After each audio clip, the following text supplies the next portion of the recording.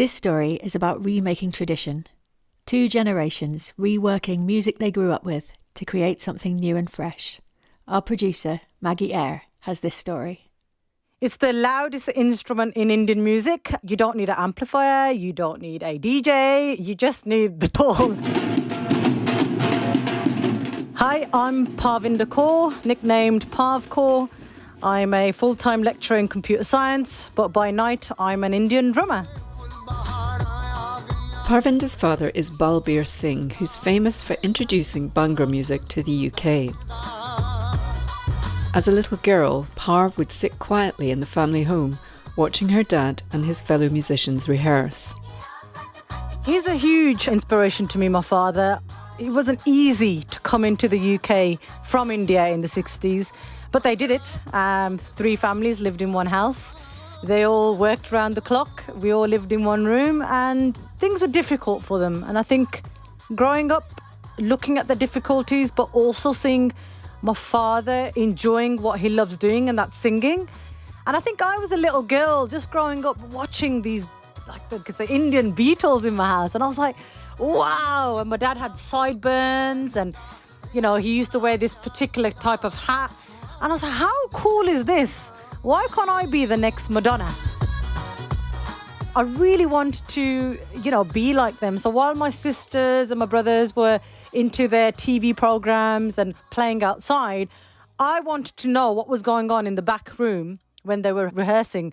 I wanted to know what instruments they were playing. I wanted to know what songs they were going to sing. And I was only like, as I can remember, in primary school. So you're looking at age 8, 9.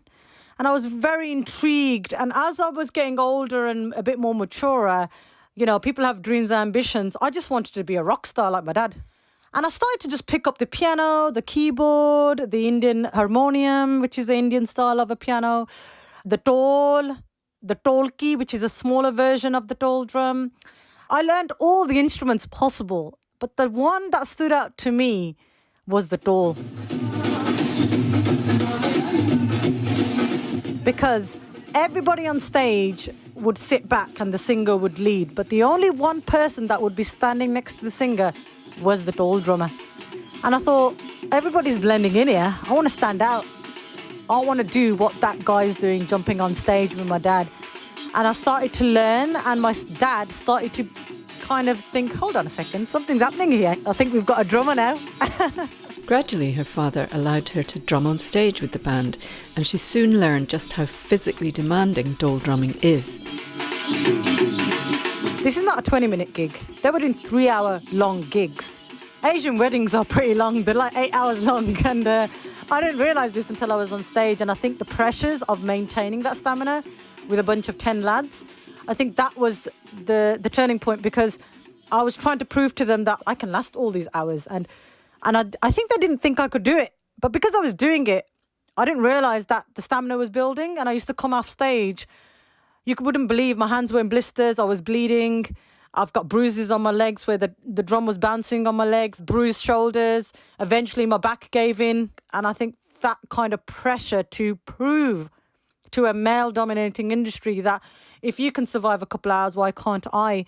But I was like, where are the women? There's no women musicians. There's no women singers. There was no women in the audience that they were performing to. And I was like, what is going on? And my dad was like, there is none. This is it. I was like, no way. No way. When she was old enough and had finished school and college, Parvinder went on to form Eternal Tal, the only all-female UK Bhangra group.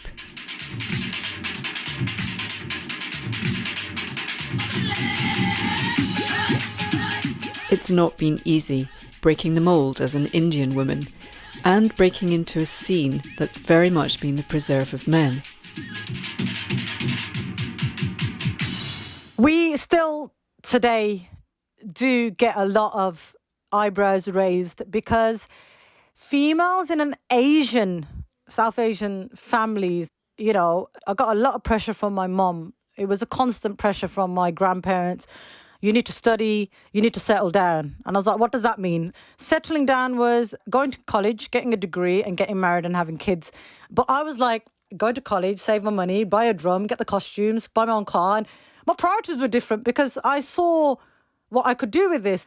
I had to literally beg people to say, we are a new group. It's led by a female. Please, can we perform on your new festival? Can we perform at your charity event?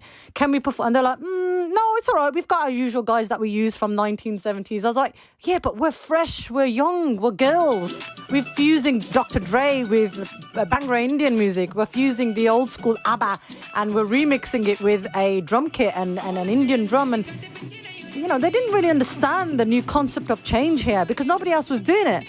And I didn't want to limit it to an Asian audience. I wanted to play the drums, but also have a, you know, Justin Bieber or a Michael Jackson beat going on where people were like, wow, oh my God. Stepping out on that stage is, I'm in another world. I'm a different person. I'm a totally different person. I'm in my own world. And I'm inspiring not only the kids on my stage, but inspiring whoever watches me, where we get most of our students. I want someone in the crowd to say, I want to be a Parv Kaur. I want to perform. I want to learn how to drum, or I want to learn how to dance. I've got women over the age of 40, 50 said, I've always wanted to play, but my parents never allowed it.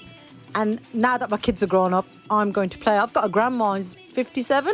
She's loving it. She's loving it. And that's what I love, you know, and I hope one day, you know, my brother's kids are all into it. I'm hoping, you know, I've got a 2-year-old daughter. I hope she gets into it. So I hope the legacy kind of continues and we inspire a lot more girls and guys, you know.